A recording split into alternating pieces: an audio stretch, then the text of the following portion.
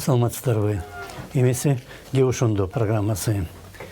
Geçen geçinde doların bağısın kommersiялык banktар bir saatin içinde 73'tön 85 so'mga çeyin götürüp жиберди жана байкабаган адам үчүн алардын көбү орусиялык каражатка иштегендиктен ошондой болгондой көрүнгөн. Бүгүн дагы Улуттук банктын төрагасы Толкунбек Абдыгулов журналисттер менен жолукканда комбанктарды күнөөлөөдөн баштады.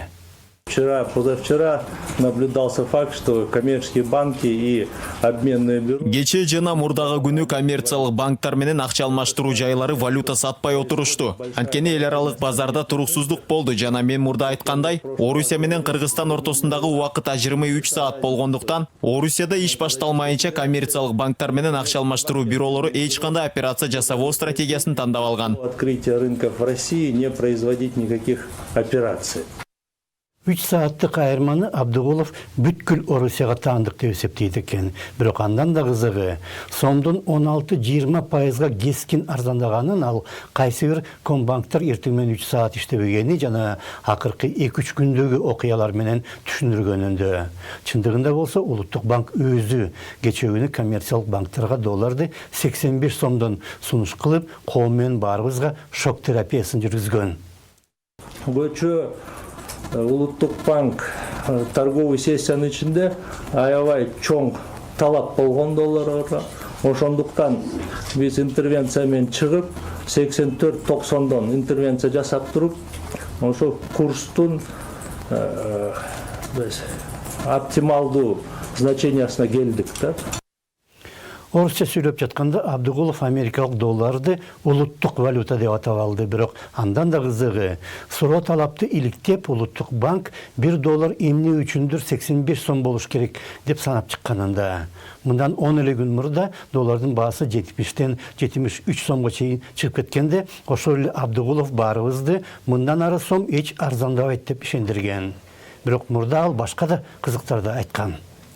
Надо более фишку, я бы посмотрел. Натыйжа алып келе турган фишкаларды издеш керек. Өлкөгө кантип көбүрөөк турист алып келсе болот. Силер неолиберал болсоңор, ошондой фишка издегиле да. Мен билем эмне кылышты. Нашаны мыйзамдаштыруу керек. Башка эч нерсе кылбасаңар да бүткүл кымышы турист болуп келет. Мейманканаларда орун калбай калат. Мына фишка. Нигде не останется. Вот это фишка.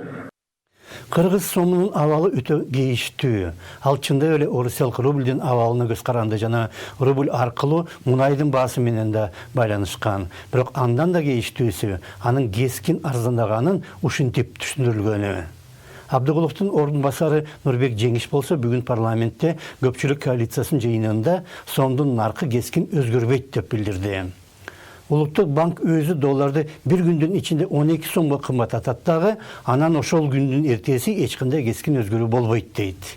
Бирок жалпы соодасын 4төн 3-ü импорт болгон мамлекеттин улуттук акчасы күчтүү жана туруктуу боло албайт. Анткени импортко өтө көз каранды.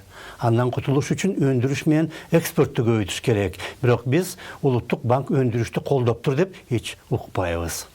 Кыргызстандын былтыркы жалпы соода көлөмү 7 миллиард 129 миллион доллар болгон.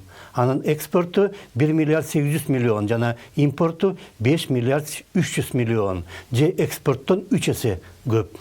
Мындай абалда доллар менен сомдун катнашы чындап эле өтө жогору болушу мүмкүн. Бирок Улуттук банк аны бизге коммерциялык банктар эртең менен иштебей жатат, коронавирус кирип келди же мунайдын баасы түшүп кетти деп түшүндүрүп жатпайбы? Азыр дүйнө жүзүндө биринчиден эки көйгөй маселе бар да. Биринчи, нефттин баасы түшүп кетти, 25 доллар bir баррелге чейин. Экинчиден, коронавирустан пандемия болуп, дүйнөлүк экономика бүгүнкү күнү